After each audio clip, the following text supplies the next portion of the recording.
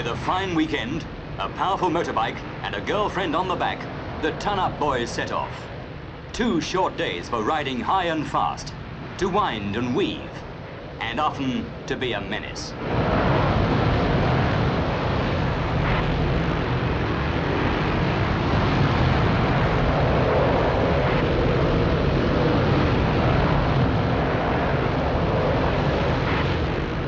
But behind the appalling accident rate of these teenage motorcyclists, there are nearly 2 million enthusiasts in Britain who ride motorbikes and scooters most weekends and never hit the headlines. But they're too busy looking after their machines, organising club meetings, helping others who are genuinely interested in motorcycling, and attending the hundreds of rallies run by the 800 motorcycle clubs in the country.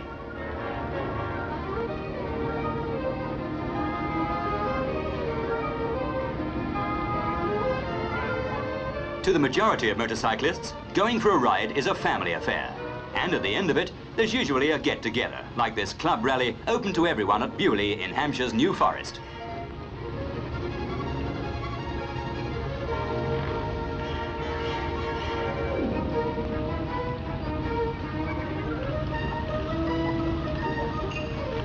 There's always plenty going on at these rallies, and events for everyone to enter. The proudest owners clean and preen their machines for hours. Then the judges get busy to find the best-kept bikes. Different events test the rider's skill and control of their machines. But here, instead of speed, it's the slowest rider who gets the applause.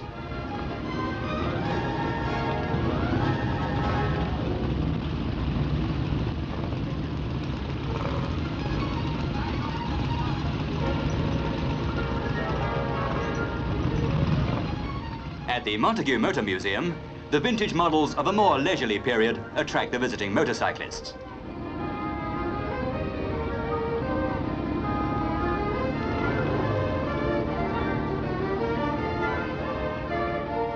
Today, when the average motorcycle is as fast or faster than the average car, and the rider is more exposed to injury than the driver, many people feel that the training facilities for motorcyclists are inadequate.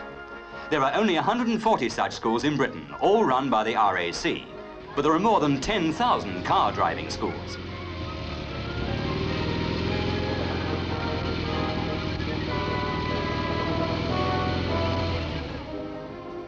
Britain has been building motorcycles for nearly 70 years. Today, the industry employs more than 70,000 people and turns out over 100,000 machines a year.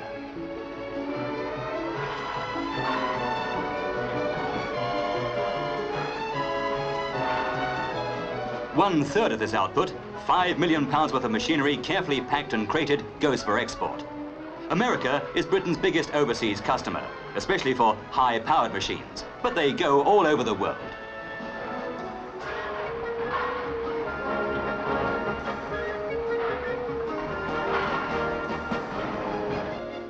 As well as running his parish of Paddington Green, London, the Rev.Bill Shergold, himself a keen motorcyclist, has also found time to do something for the teenage ton-up boys.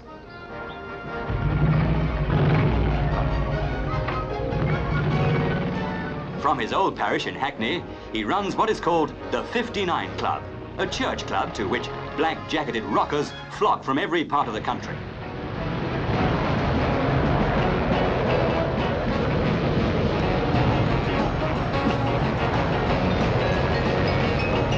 Started in 1962, the club had 5,000 members within 18 months. Although this is a church club, its purpose is to bring together young people with a common interest, motorcycling. Many of them have probably forgotten what the inside of a church looks like, but recently, Mr. Shergold was asked by a group of them to hold a service for motorcyclists. Hundreds of rockers turned up for it.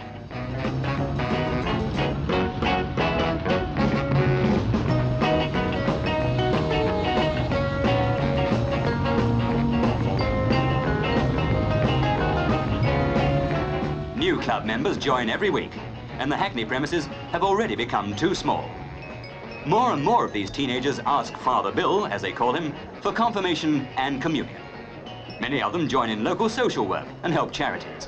But naturally, the biggest attraction is the weekly get-together, when the clubhouse is thrown open to all young motorcyclists.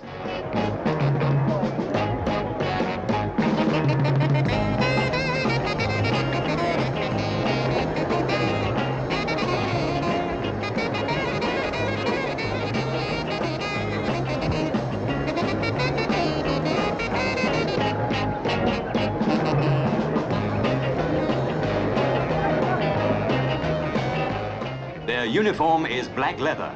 Their hair, a sergeant major's nightmare. And the two words on everyone's lips, the ton, 100 miles an hour.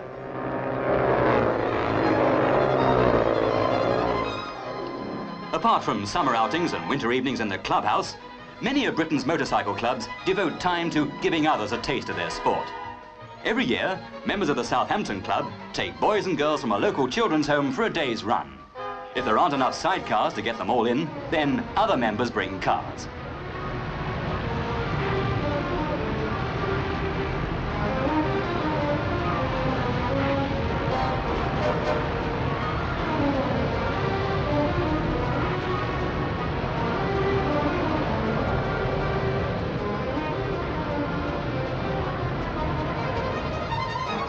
It's out to the open spaces for the day for these youngsters. And even if they don't get rides on the wild ponies, their chauffeurs for the day will always help out.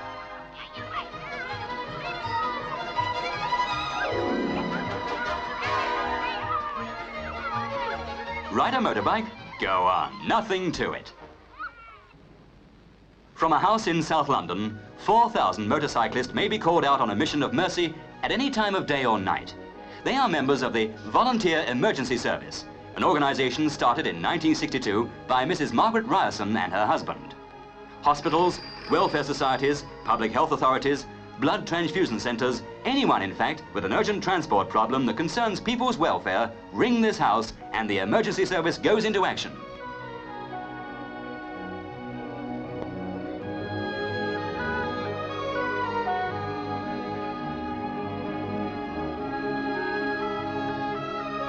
The volunteers are scattered throughout the country, and a phone call is put through to the nearest.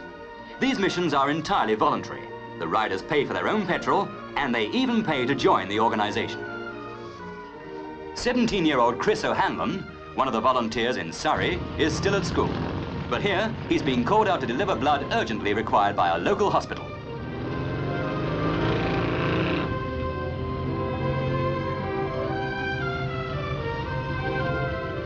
At the blood transfusion centre, no time is lost.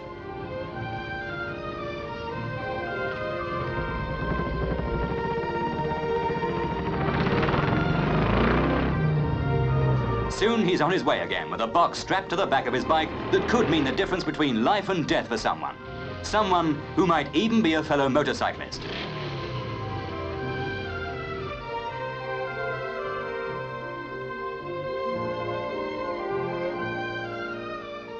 Another ride is over. One, like so many others, that never makes the news. There are nearly 2 million motorcyclists in Britain, and to most of them, a ton is what it always has been. Just 20 hundredweights.